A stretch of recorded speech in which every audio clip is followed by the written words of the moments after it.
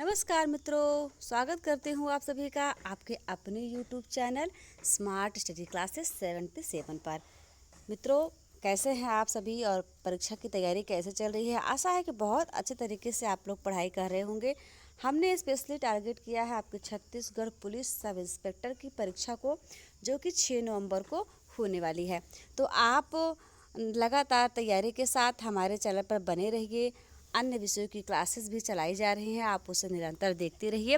और मित्रों, ऐसी क्लासेस आपको बहुत कम देखने को मिलेगी, क्योंकि हमने टारगेट करते हुए परीक्षा को स्पेशली सेलेक्टेड क्वेश्चन को लेते हुए क्लासेस को बनाया है। तो आप उसे ज़रूर ध्यान दें और अच्छे तरीके से पढ़ाई करें। आप देखेंगे परीक्षा में हूबहू प्रश्न आपको हमारे क्लासेस से मिल जाएंगे। आज की जो क्लास होनी है वो होनी है आपकी अति महत्वपूर्ण व्याकरण के प्रश्न है, जिसमें संज्ञा, सर्वनाम, क्रिया और विशेषण को शामिल करते हुए हमने महत्वपूर्ण 31 क्वेश्चन बनाए हुए हैं। तो इससे हम पूरा का पूरा कवर करने का प्रयास करेंगे आपके उस टॉपिक को। चलिए देखते हैं आज की क्लासेस में क्या क्या है। पहले आप देखेंगे संज्ञा है, उसके बाद फिर आपका सर्वनाम भी है, और संज्ञा, सर्वनाम, फिर आपका क्रिया के भी कुछ प्रश्न हैं और विशेषण के भी प्रश्न हैं। यानी सामूहिक रूप से यह आपके इन्हीं चारों टॉपिक पर आधारित है। तो चलिए देखते हैं आज का पहला प्रश्न यहाँ पर पूछा जा रहा है आपसे, कवि किस संज्ञा भेद का शब्द है। जी हाँ मित्रों, ये जो कवि है आपका, ये संज्ञा के किस भेद का शब्द है। चलिए पहले हम जानते हैं संज्ञा के बारे में, संज्ञा के कितने भेद होते हैं। तो हिंदी के बहुत ही महान व्याकरणाचार्य हुए थे कामता प्रसाद गुरुजी। उन्होंने 3 भेद माना संज्ञा के। कौन कौन से भेद माने? जातिवाचक, व्यक्तिवाचक एवं भाववाचक। इन्हीं तीनों को इन्होंने माना। लेकिन जो सर्वमान्य रूप से माना जाता है वह संज्ञा के 5 भेद माने जाते हैं। और 5 भेद कौन कौन से? पहला आपका हो जाता है व्यक्तिवाचक, दूसरा हो जाता है जातिवाचक, तीसरा आपका भाववाचक, चौथा समूहवाचक और 5वां द्रव्यवाचक। ये तो हो गए आपके संज्ञा के भेद। अब यहाँ पर जो आपसे प्रश्न पूछा गया था कि कवि जो है वो किस संज्ञा के भेद का शब्द है, आपको बताना है। तो ऑप्शन दिए गए हैं 4: व्यक्तिवाचक संज्ञा, समूहवाचक संज्ञा, द्रव्यवाचक संज्ञा और जातिवाचक संज्ञा। यहाँ पर इसका जो सही जवाब हो जाएगा इस प्रश्न का, वह हो जाएगा आपका क्या? जातिवाचक संज्ञा। क्योंकि ये किसी एक के बारे में बात नहीं कर रहा, बल्कि वो पूरे कवि समुदाय के बारे में बात कर रहा है। यहाँ पर कवि से तात्पर्य किसी एक कवि नहीं, बल्कि आदिकाल से लेकर आधुनिक काल तक जितने कवि हैं वो सभी एक कवियों के वर्ग जो है उस वर्ग को संबोधित कर रहा है, कवियों के जाति को संबोधित कर रहा है। जैसे अगर शिक्षक कह दिया जाए तो पूरे शिक्षक समूह का बोध कराएगा, शिक्षक जाति का बोध कराएगा। वकील कह दिया जाए, यदि देखिए वकील कह दिया जाए, डॉक्टर कह दिया जाए, तो उसमें जितने भी डॉक्टर होंगे, जितने भी वकील होंगे, वो उस ग्रुप में आ जाएंगे। तो यह जो है वो जातिवाचक संज्ञा है। स्पष्ट हुआ आपको? चलिए प्रश्न नंबर 2 की तरफ देखते हैं। प्रश्न नंबर 2 क्या है? प्रश्न नंबर 2 आपसे यहाँ पर ये पूछ रहे हैं कि द्रव्यवाचक संज्ञा, यानी पहले आपको बता दे रहे हैं कि शराब जो है वो द्रव्यवाचक संज्ञा है। यानी तो अगला क्वेश्चन बन रहा है, द्रव्यवाचक संज्ञा शराब को जातिवाचक संज्ञा में परिवर्तित करने से क्या शब्द बनता है? शराबी बन जाएगा, मैखाना बन जाएगा, शराबपन बन जाएगा या फिर शरबत बन जाएगा। तो देखिए हम इसका विश्लेषण करेंगे इसके सारे चारों ऑप्शन का। पहला देखिए शराबी। शराबी का तात्पर्य होता है जो शराब को पीने वाला हो, है ना, तो शराबी कहेंगे। अब मैखाना वो स्थान होता है जिसे मदिरालय कहते हैं आप, जहाँ पर मदिरा का विक्रय किया जाता है, लोग खरीदने के लिए जाते हैं। शरबत कई प्रकार के साथ बनाकर पिए जाते हैं। शराबपन का कोई विशेष मतलब नहीं निकलता है। तो यहाँ पर इसका सही जवाब जो हो जाएगा वो हो जाएगा शराबी। यानी शराब से जो जातिवाचक संज्ञा बनेगा वह शराबी होगा। चलिए अगला क्वेश्चन यहाँ पर बहुत बढ़िया क्वेश्चन है। मुस्कुराते हुए पढ़िए अब आप और बताइए मुस्कुराहट किस प्रकार की संज्ञा का उदाहरण है। जी हाँ मित्रों, यह एक शब्द है मुस्कुराहट, और आपको बताना है ये किस प्रकार की, जो संज्ञा के 5 भेद अभी हमने बताए थे, उन 5 भेदों में कौन से भेद के अंतर्गत आपका ये मुस्कुराहट शब्द आएगा। भाववाचक संज्ञा के अंतर्गत आएगा, द्रव्यवाचक के अंतर्गत, जातिवाचक के या फिर समूहवाचक के अंतर्गत आएगा। तो मुस्कुराना जो है वो द्रव्य तो है नहीं कोई, ना ही वो कोई जाति है और ना ही समूह है, तो ये हो जाएगा भाववाचक संज्ञा। मुस्कुराहट यानी मुस्कुराना, रोना, चिल्लाना, हंसना, ये सब क्या है? एक भाव है। गुस्सा करना, है ना, प्रसन्न होना, ये सब भाव है। तो ये भाववाचक संज्ञा के अंतर्गत आते हैं। और द्रव्यवाचक जैसे आपका पानी, शराब, तेल, दूध, ये सारी चीज़ें जो होगी द्रव्यवाचक के अंतर्गत। समूह में आपका सेना, स्कूल, इस जो समूह का बोध कराए वो हो जाएगा। और जातिवाचक जो एक विशेष पूरे समुदाय की तरफ संबोधित करे आपको, वो जातिवाचक हो जाता है। अगला प्रश्न पूछा गया यहाँ पर, निम्नलिखित में से कौन जातिवाचक संज्ञा का उदाहरण है? जी हाँ मित्रों, यहाँ पर दिया गया महात्मा गांधी, रैली, पानी और ईश्वर। तो चारों को हम विश्लेषित करेंगे। चारों ऑप्शन की व्याख्या देखिए आप। महात्मा गांधी जो है एक व्यक्ति विशेष रहे हैं। महात्मा गांधी कहने से ही आप समझ जा रहे हैं कि महात्मा गांधी के बारे में बात की जा रही है, यानी गांधी जी के बारे में बात की जा रही है, अन्य किसी दूसरे पुरुष या तीसरे पुरुष के बारे में बात नहीं की जा रही है। और रैली जो है वो एक प्रकार से भीड़ का बोध कराती है, समूह का बोध कराती है। तो रैली जो होगी आपको समूहवाचक संज्ञा हो जाएगी। महात्मा गांधी व्यक्तिवाचक संज्ञा हो जाएंगे। और पानी, मैंने कहा जितने भी तरल पदार्थ हैं वो सभी आपका द्रव्यवाचक है, तो पानी जो है वो द्रव्यवाचक हो जाएगा। यहाँ पर इस प्रश्न का सही जवाब हो जाएगा ईश्वर जो है वो, ईश्वर यानी ईश्वर एक जाति का बोध कराते हैं। ईश्वर पूरे समस्त ईश्वर जाति का बोध करा रहे हैं, तो ईश्वर जो होगा वो जातिवाचक संज्ञा होगा। नारी किस शब्द का उदाहरण है? जी हम, तो किस संज्ञा का उदाहरण है? जी हाँ मित्रों, नारी, जो नारी दिया गया किस संज्ञा का उदाहरण है? भाववाचक संज्ञा का है, जातिवाचक संज्ञा का है, समूहवाचक संज्ञा का है, या फिर व्यक्तिवाचक संज्ञा है? तो नारी जो है वो किसी प्रकार का भाव नहीं है, और नारी कहने से किसी समूह का बोध नहीं होता है। न नारी की बात की जा रही, समस्त नारियों की बात की जा रही हो, तो ये व्यक्तिवाचक भी नहीं होगा, यह आपका हो जाएगा जातिवाचक संज्ञा के अंतर्गत। तो उसका सही जवाब होगा ऑप्शन नंबर बी, यानी नारी जो है वो जातिवाचक संज्ञा का उदाहरण है। अब यहाँ पर दिया गया है पंडित शब्द। कौन सा शब्द है? पंडित। पंडित शब्द का भाववाचक संज्ञा क्या होगी? यानी कि पंडित शब्द से आप भाववाचक संज्ञा का निर्माण करेंगे तो वो कौन सा शब्द बनेगा? पांडित्य बन जाएगा, पंडिताई बन जाएगा, पंडिताऊ बनेगा, या फिर ये सभी बनेगा? तो इसका जो सही जवाब है वो हो जाएगा ये सभी। यानी पंडित शब्द से बनने वाली जो भाववाचक संज्ञा है वो पांडित्य भी है, पंडिताई भी है और पंडिताऊ भी है। ये तीनों ही ऑप्शन यहाँ पर सही हो जाते हैं। निम्न में से कौन सा कथन सही नहीं है? अगला क्वेश्चन है आपके स्क्रीन पर, क्वेश्चन नंबर 7। तो सबसे पहले हम पढ़ेंगे ऑप्शन नंबर ए, संज्ञा शब्द लिंग वचन के अनुसार परिवर्तित होते हैं। क्या यह सही है या नहीं है? संज्ञा शब्द अविकारी होते हैं। अब आपको बताना है कौन सा सही है कौन सा नहीं है। संज्ञा के 5 भेद होते हैं। संज्ञा के कुछ शब्द आपस में परिवर्तित भी होते हैं। इन चारों ऑप्शन में से कौन सा आपका सही है आपको बताना है।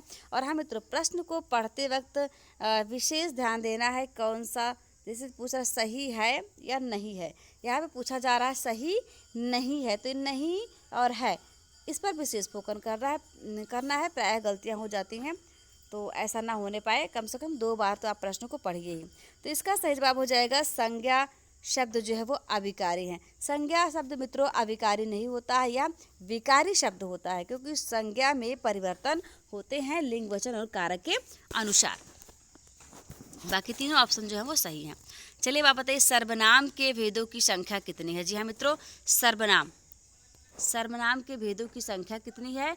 तो 6 हैं, 5 है, 4 है, या फिर 7 है। इसका सही जवाब हो जाएगा सर्वनाम के भेद जो हैं वो 6 हैं, लेकिन इनकी संख्या कितनी है? 11।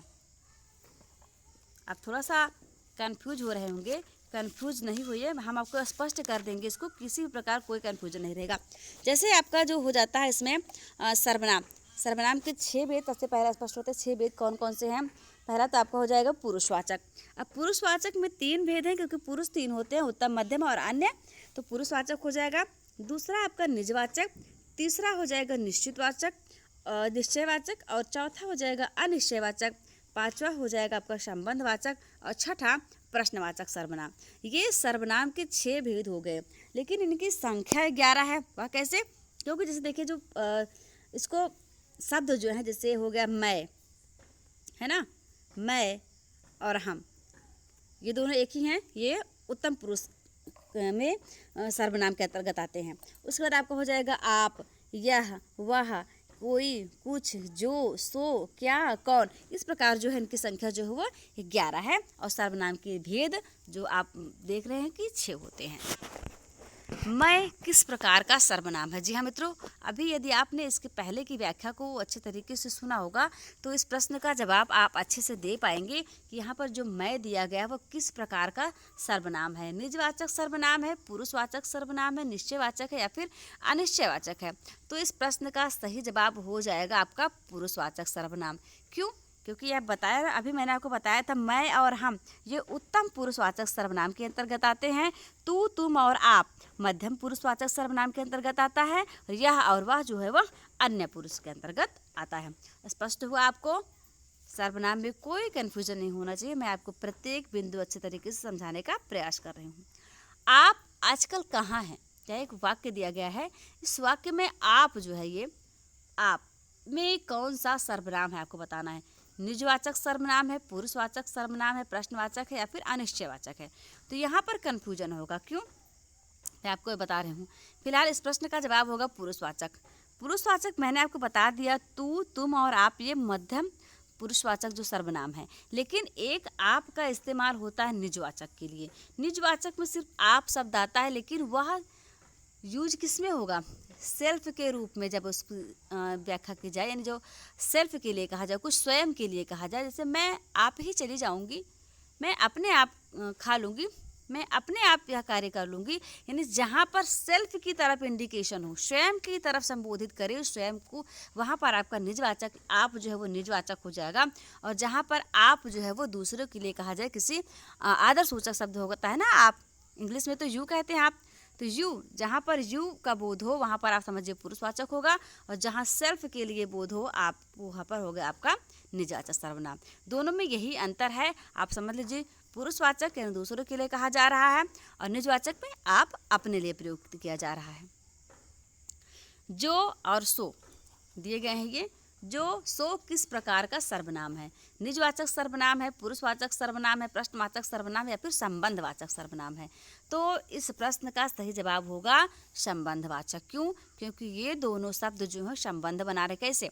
जो करेगा, जो समझ लीजिए, जो पढ़ेगा वही पास होगा, जो पढ़ेगा वो पास होगा, या फिर जो पढ़ेगा सो पास होगा, जो बोओगे सो काटोगे। जो और सो मिल करके संबंध स्थापित करते एक सेंटेंस का निर्माण कर रहे हैं, तो इसलिए यहाँ पर यह संबंधवाचक सर्वनाम हो जाएगा। विशेषण के कितने भेद हैं? जी हाँ मित्रों, बहुत ही इम्पॉर्टेंट क्वेश्चन आपकी स्क्रीन पर आपको नजर आ रहा होगा। विशेषण के कितने भेद होते हैं? आप इसका जवाब दीजिए। विशेषण के भेद 3 होते हैं, 4 होते हैं, 2 होते हैं या फिर 5 होते हैं। तो इस प्रश्न का सही जवाब हो जाता है ऑप्शन नंबर बी, यानी विशेषण के 4 भेद होते हैं। 4 भेद कौन कौन सा? पहला भेद आपका हो जाता है सार्वनामिक विशेषण, और सार्वनामिक विशेषण के बाद दूसरा भेद हो जाता है आपका गुणवाचक विशेषण, और तीसरा हो जाएगा संख्यावाचक विशेषण, और चौथा हो जाता है परिमाणवाचक विशेषण। ठीक है, परिमाणवाचक विशेषण। संख्यावाचक के भी 2 भेद हो जाते हैं, निश्चित संख्यावाचक और अनिश्चित संख्यावाचक। आपका परिमाणवाचक के भी 2 भेद हो जाते हैं, निश्चित और अनिश्चित। तो इस प्रकार के अन्य भेद भी इसके होते हैं। विशेष रूप से विशेषण के कितने भेद होते हैं? 4 भेद होते हैं। स्पष्ट हुआ? चलिए आप बताइए, निम्नलिखित में कौन गुणवाचक विशेषण नहीं है? जी हाँ मित्रों, टिकाऊ, गुजराती, प्रत्येक और लंबा। तो इसमें इस प्रश्न का सही जवाब होगा गुजराती। गुजराती जो है वो गुण नहीं बता रहा है ना, गुजराती गुण नहीं बता रहा, इसलिए यह गुणवाचक विशेषण नहीं है। अगला प्रश्न दिया गया है, सार्वनामिक विशेषण कहते हैं, यानी सार्वनामिक विशेषण किसे कहते हैं? 4 ऑप्शन दिए गए हैं और आपको उन्हीं में से देखकर बताना है। जो शब्द संज्ञा के पहले आते हैं, जो शब्द संज्ञा के बाद आते हैं, जो शब्द सर्वनाम के बाद आते हैं, या फिर जो शब्द वाक्य में नहीं आते हैं। कौन सा इसमें सार्वनामिक विशेषण है? ध्यान से पढ़िए, इसके बाद इसका जवाब दीजिए। इसका जवाब हो जाएगा ऑप्शन नंबर ए, यानी कि जो शब्द संज्ञा के पहले आते हैं, जो शब्द संज्ञा के पहले आते हैं उन्हें सार्वनामिक विशेषण कहते हैं। आगे बढ़ेंगे और देखेंगे प्राविशेषण को। बहुत ही अच्छा क्वेश्चन है ये। प्राविशेषण किसे कहते हैं? ऑप्शन नंबर ए दिया गया है, विशेषण की विशेषता बताने वाले शब्द। दूसरा दिया गया है यहाँ पर विशेष्य की विशेषता बताने वाले शब्द। तीसरा है विशेष्य से पूर्व का विशेषण। चौथा है विधेय की विशेषता बताने वाले शब्द। आप सोचिए, थोड़ा सा टाइम ले सकते हैं, लेकिन बिल्कुल गलत नहीं बताना आपको। यह प्रश्न तो आपका सत्य होना ही चाहिए, क्योंकि मैंने पिछले प्रैक्टिस सेट में इसको करवाया था, यानी कि इसके पहले जो हमने श्रृंखला चलाई थी व्याकरण एवं साहित्य पर आधारित प्रश्नों की, उसमें था ये। तो प्राविशेषण कहते हैं उसे, विशेषण की विशेषता बताने वाले शब्द को। जैसे वह व्यक्ति चोर है ना, वह व्यक्ति चोर है, वह व्यक्ति की विशेषता यह है कि वह चोर है, तो नॉर्मल विशेषता हो गई। लेकिन अगर चोर के पहले लगा दिया जाए वह व्यक्ति शातिर चोर है, शातिर चोर है, तो ये चोर की विशेषता क्या है? शातिराना है उसकी, मतलब बहुत हद तक चोर है वो। तो इसलिए वो विशेषता की जो विशेषता बताए, जो विशेषण आपका लगा उसकी जो विशेषता बताए, वह कहलाता है आपका प्राविशेषण। जैसे राम की गाय काली है, फिर राम की गाय बहुत काली है, वह तेज दौड़ता है, वह बहुत तेज दौड़ता है ना, वह खाना खाता है, वह बहुत ज़्यादा खाता है। तो ऐसे जहाँ लग जाए वहाँ आपका हो जाएगा प्राविशेषण। अगला प्रश्न है, निम्नलिखित में से कौन सा विशेषण अविकारी है? सूखा, अगला, सुंदर और पिछला। अविकारी का तात्पर्य होता है अपरिवर्तित, जो किसी भी हाल में परिवर्तित ना रहे। तो इसका सही जवाब हो जाएगा सुंदर। राम सुंदर है, सीता सुंदर है, राधा सुंदर है, गाय सुंदर है, आप कुछ भी रख दीजिए, सुंदर जो है वो अपरिवर्तित रहेगा, इसलिए ये अविकारी शब्द है। अब अगला प्रश्न है यहाँ पर, दुष्ट आदमी में कौन सा विशेषण है? गुणवाचक विशेषण है, परिमाणवाचक विशेषण है, सार्वनामिक विशेषण या फिर तुलनात्मक विशेषण है? तो इसका सही जवाब हो जाएगा गुणवाचक विशेषण, क्योंकि दुष्टता जो है वो एक प्रकार का गुण है। अब आप कहेंगे दुर्गुण है, हाँ ठीक है दुर्गुण है, कोई बात नहीं, लेकिन गुण के अंतर्गत ही ये आता है, तो ये हो जाएगा दुष्ट आपका गुणवाचक विशेषण। यह व्यक्ति का गुण बता रहा है, उसकी क्वालिटी बता रहा है कि वह दुष्ट है। खट्टा दही एक शब्द है, आप एक सेंटेंस है, खट्टा दही में किस प्रकार का विशेषण है? गुणवाचक, परिमाणवाचक, सार्वनामिक विशेषण या फिर तुलनात्मक विशेषण? आप चारों ऑप्शन को ध्यान से पढ़िए और सही जवाब लगाने का प्रयास करिए। इसका सही जवाब हो जाएगा गुणवाचक विशेषण। कौन सा? गुणवाचक विशेषण। खट्टा दही में किस प्रकार का विशेषण है? तो गुणवाचक विशेषण है इसमें। तिगुना चौगुना शब्द में कौन सा विशेषण है? जी हाँ मित्रों, क्वेश्चन नंबर 18 आपकी स्क्रीन पर है। पहला है आवृत्तिवाचक, दूसरा अनिश्चितवाचक, तीसरा गणनावाचक और चौथा तुलनात्मक है। तो इसका सही जवाब हो जाएगा आपका आवृत्तिवाचक, क्योंकि यह उसके गणना क्रम बता रहा है। तिगुना चौगुना तो आवृत्ति बता रहा है ना, उसके बारंबारता को बता रहा है, इसलिए यहाँ पर इसका सही जवाब हो जाएगा ऑप्शन नंबर ए। आगे बढ़ेंगे और क्वेश्चन नंबर 19 की तरफ, और 19 को देखेंगे क्या है ये। संज्ञा का गुण रंग आकार बताने वाला विशेषण है क्या है? यानी पहले आपसे पूछ रहा है ना, गुण रंग और आकार जो बताए वह कौन सा विशेषण होगा? सार्वनामिक विशेषण होगा, गुणवाचक विशेषण होगा, परिमाणवाचक होगा या फिर संख्यावाचक होगा? बहुत कुछ तो आपसे यह प्रश्न में इसका जवाब मिल गया, लेकिन आपको ध्यान देने की आवश्यकता है कि आप गलत करते हैं या फिर सही करते हैं। तो इसका सही जवाब हो जाएगा गुणवाचक विशेषण। जी हाँ मित्रों, प्रश्न में ही दिया गया था ना, गुण रंग और आकार जो विशेषता बताए तो वह गुणवाचक विशेषण होगा। विशेषण का प्रयोग कब होता है? चलिए इसको बताइए आप। विशेष से पहले होता है, विशेष्य के बाद होता है। ए एवं बी, यानी विशेष से पहले भी हो सकता है, विशेष्य के बाद भी हो सकता है, या फिर इनमें से कोई नहीं। इस प्रश्न का सही जवाब होगा विशेष से पहले होता है। जी हाँ मित्रों, पहले विशेष यहाँ पर है, उसके पहले विशेषण का प्रयोग होगा, यानी ये इसकी विशेषता बताएगा ना, इसलिए पहले रहेगा इसकी विशेषता बताने के लिए। ठीक है। तुलनात्मक विशेषण की हिंदी में कितनी अवस्थाएं होती हैं? जी हाँ मित्रों, बहुत अच्छे प्रश्न है ये। 2 होती हैं, 3 होती हैं, 4 होती हैं या फिर 1 होती हैं? तो इस प्रश्न का सही जवाब होगा तुलनात्मक विशेषण की हिंदी में जो अवस्था होती है वो 2 अवस्था होती है। आगे बढ़ेंगे। आगे एक प्रश्न है, थोड़ा पानी देना, कितना पानी देना? थोड़ा पानी देना। ध्यान से आप प्रश्न को ही पढ़िए तो उत्तर आपके सामने ही है। इस वाक्य में थोड़ा शब्द कैसा है? संज्ञा है, विशेषण है, प्रविशेषण या फिर क्रिया विशेषण है? तो इस प्रश्न का सही जवाब हो जाएगा थोड़ा पानी देना। इस वाक्य में थोड़ा जो है वो विशेषण है। क्या है? विशेषण। थोड़ा, वे पानी की विशेषता बता रहे हैं, कितना पानी चाहिए? थोड़ा पानी चाहिए, तो ये पानी की विशेषता बताने का ये विशेषण हो जाएगा, पानी हो जाएगा विशेष्य। अगला क्वेश्चन यानी क्वेश्चन नंबर 23, वह घर पहुंच गया। इस वाक्य में पहुंच गया निम्नलिखित में से किस क्रिया का उदाहरण है? प्रेरणार्थक क्रिया, द्विकर्मक क्रिया, संयुक्त क्रिया और पूर्वकालिक क्रिया। बताइए। तो इसका जो सही जवाब है वह हो जाएगा क्या? द्विकर्मक क्रिया। वह घर पहुंच गया। हंसना कैसी क्रिया है?